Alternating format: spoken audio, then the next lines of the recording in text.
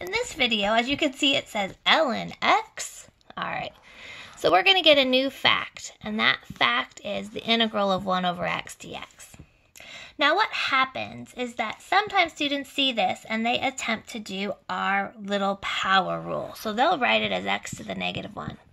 And they'll say our little rhyme, integration has a guide, add a 1, and then divide. We just divided by 0.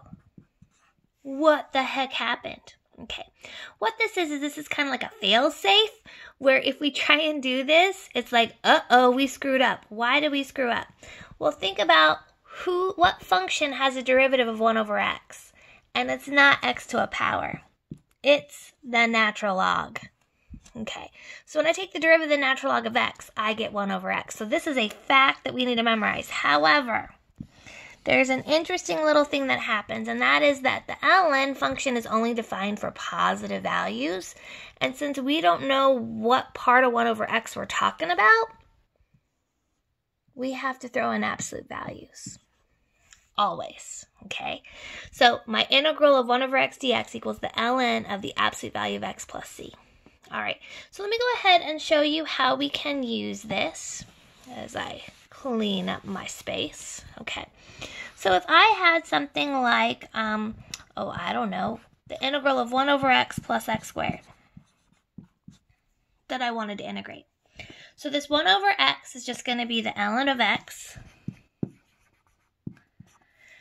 This plus this I can use the power rule on. So it would be add a 1 and then divide, and then plus c, and I've been out of practice. I need to put that absolute value on the ln of x. And that's our answer. Okay. Probably the most confusing thing about this, other than memorizing the fact, is what happens if you have coefficients. So let's say I had something that looked like 2 over x dx.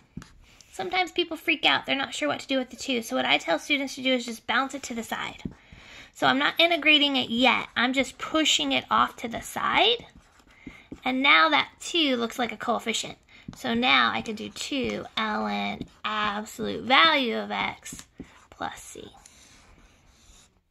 Okay, one more. If we had an extra constant down on the bottom, again, I would push that constant out to the side. So I would call this 1/5 times 1 over x dx, which would then be 1/5 the ln of the absolute value of x plus c. Okay, so if you have any extra constants, just push it off to the side. Completely legal. All right, good luck.